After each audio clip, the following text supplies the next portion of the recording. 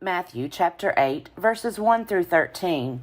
When Jesus had come down from the mountain, great crowds followed him, and there was a leper who came to him and knelt before him, saying, "Lord, if you choose, you can make me clean."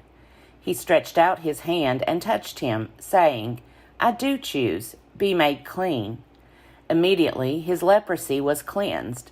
Then Jesus said to him, "See that you say nothing to anyone, but go, show yourself to the priest, and offer the gift that Moses commanded as a testimony to them." When he entered Capernaum, a centurion came to him, appealing to him and saying, "Lord, my servant is lying at home paralyzed, in terrible distress." And he said to him, "I will come and cure him." The centurion answered, "Lord, I am not worthy to have you come under my roof, but only speak the word, and my servant will be healed.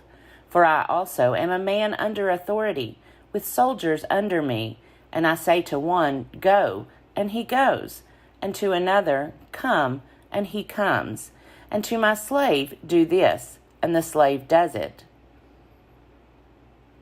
When Jesus heard him, he was amazed and said to those who followed him, "Truly, I tell you, in no one in Israel have I found such faith.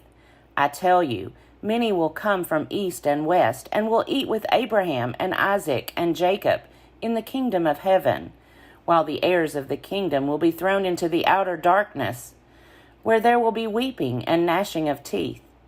And to the centurion Jesus said, "Go, let it be done for you according to your faith." And the servant was healed in that hour. Matthew chapter 8, verses 14 through 34. When Jesus entered Peter's house, he saw his mother-in-law lying in bed with a fever. He touched her hand, and the fever left her, and she got up and began to serve him. That evening they brought to him many who were possessed with demons, and he cast out the spirits with a word, and cured all who were sick. This was to fulfill what had been spoken through the prophet Isaiah. He took our infirmities and bore our diseases.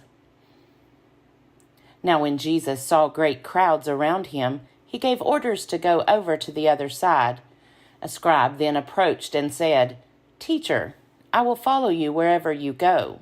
And Jesus said to him, "Foxes have holes, and birds of the air have nests, but the Son of Man has nowhere to lay his head." Another of his disciples said to him, "Lord, first let me go and bury my father." But Jesus said to him, "Follow me, and let the dead bury their own dead." And when he got into the boat, his disciples followed him.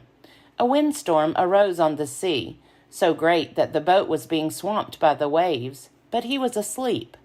And they went and woke him up, saying, "Lord, save us, we are perishing." And he said to them, "Why are you afraid, you of little faith?" Then he got up and rebuked the winds and the sea, and there was a dead calm. They were amazed, saying, "What sort of man is this, that even the winds and the sea obey him?" When he came to the other side, to the country of the Gadarenes, 2 demoniacs coming out of the tombs met him. They were so fierce that no one could pass that way. Suddenly they shouted, "What have you to do with us, Son of God? Have you come here to torment us before the time?" Now a large herd of swine was feeding at some distance from them. The demons begged him, "If you cast us out, send us into the herd of swine." And he said to them, "Go." So they came out and entered the swine, and suddenly the whole herd rushed down the steep bank into the sea and perished in the water. The swineherds ran off, and on going into the town, they told the whole story about what had happened to the demoniacs.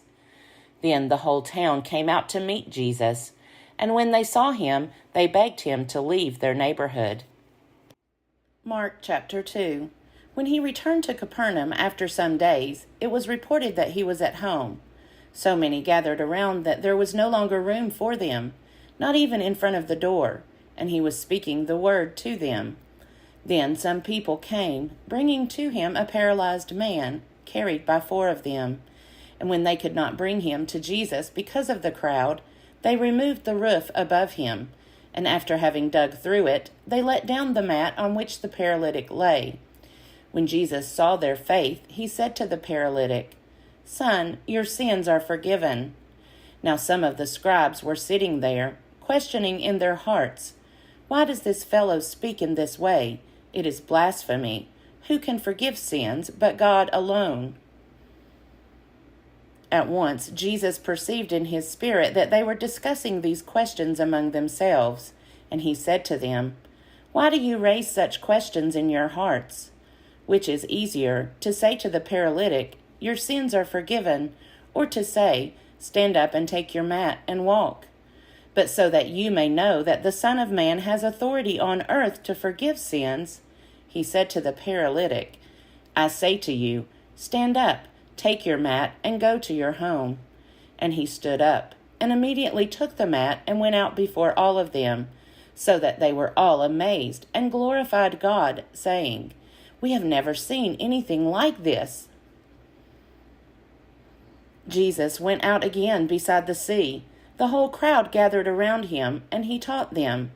As he was walking along, he saw Levi, son of Alphaeus, sitting at the tax booth, and he said to him, "Follow me." And he got up and followed him.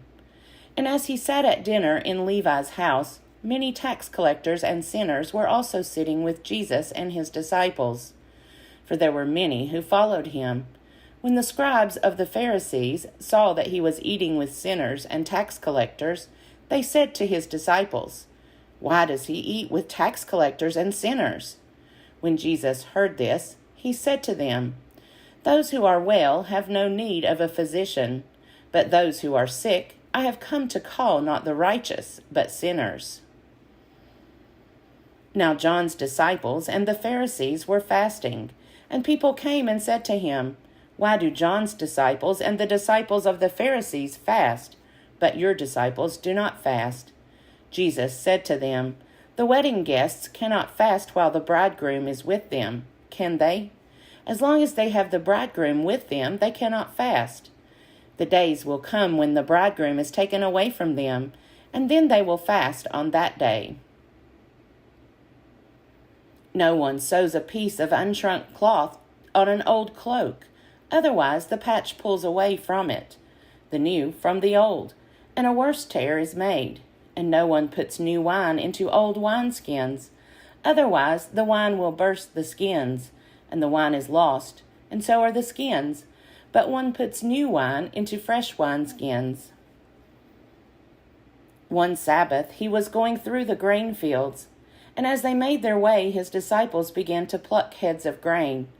The Pharisees said to him, "Look, why are they doing what is not lawful on the Sabbath?" And he said to them, "Have you never read what David did when he and his companions were hungry and in need of food?